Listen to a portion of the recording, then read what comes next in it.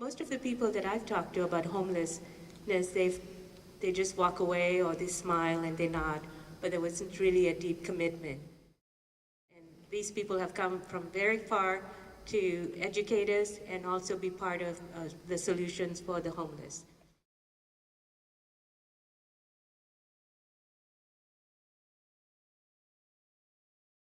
Since I'm from Malaysia, there isn't really homelessness there, even though we're considered a third world country. If you become homeless, such as someone like me, the community steps up and helps you, even if they don't know you. I remember when I ran away, I went off to an island, and I was just wandering around, this 15-year-old girl, just wandering around.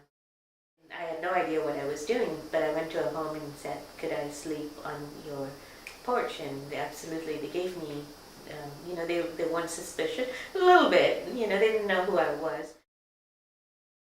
I went down to the river, washed my clothes, and dried it as best as I could, and I went job hunting, and I got a job a few days later at a sundry shop.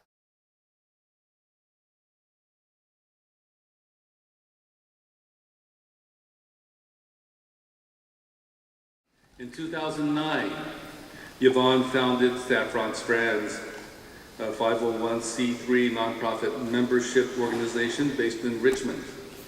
Today, Saffron Strand has more than 80 members from Richmond and other Contra Costa communities, all of whom joined when they were homeless. Members build their job skills, find employment opportunities, and work toward community self-sufficiency as part of Saffron Strand's intentional community. Saffron Strand also educates the public on homeless issues and trains professionals and others who help with homelessness. Let's hear from her herself.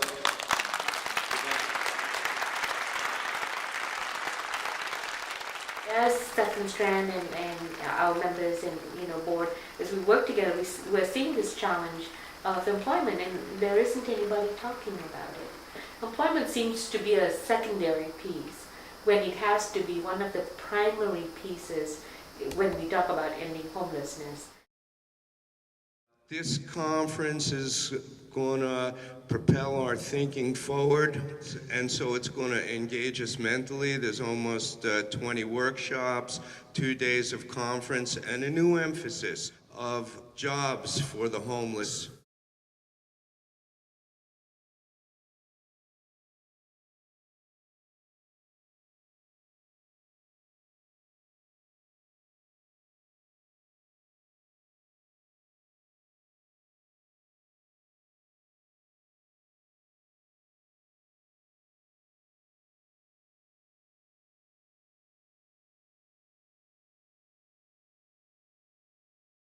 Dr. King equated greatness with service, and that's what each of us has in common here.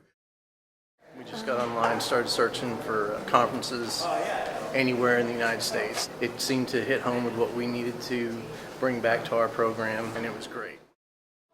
I'm the director for Salvation Army, the Emergency Housing Shelter Program. I'm always looking for solutions to the homeless problem, and I read over the material and thought it was an excellent conference to attend. Some of the innovative things about Saffron Strand is that it really treats those individuals who have found themselves in the situation of homelessness in a very dignified way. It embraces them. It calls them members. As people become involved with Saffron Strand, they are not clients, that are being served and helped on a temporary basis here. They're members. They're advocating for themselves. Nothing like any other program that I've been in. I tried several different employment programs, and what they do is they'll just give you a packet and tell you to go on, look for a job. We got in his car and we were driving.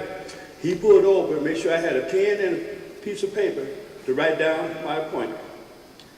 They had made sure that I got to my appointments. They've been there for everybody. They're like a big family. This is an interesting subject to talk about, and that's the intersection of trauma and homelessness.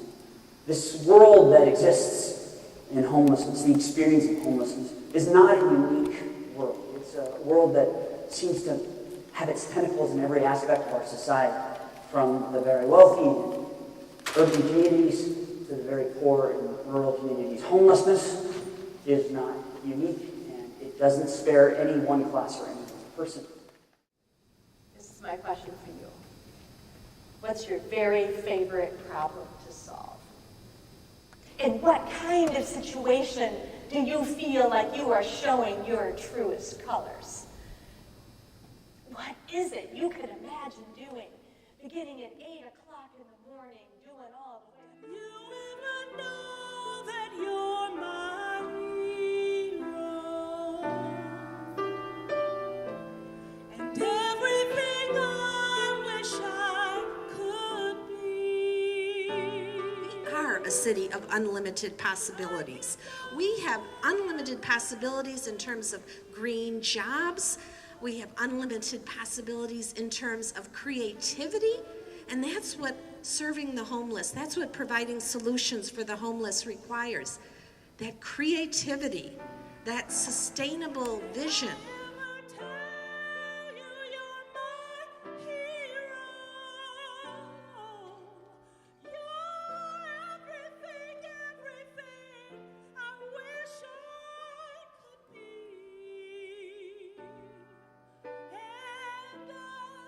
We're the ones that are creating the language, creating the workshops, and the medium to address employment in homelessness, which is quite exciting actually, because we're coming up with new terminologies, we're coming up with new areas of focus, and leading the charge in that.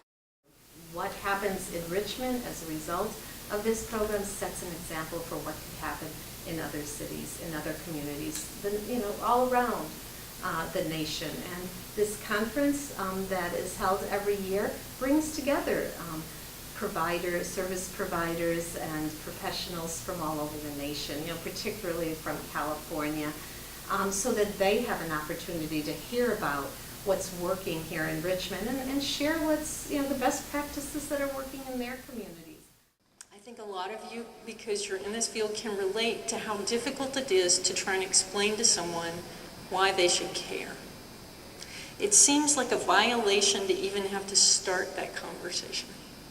But part of the reason I did it and wanted to do it and have stuck with it, just like you, is because you realize that if you don't start that conversation, you just leave it to the people who really don't care to dominate the stage.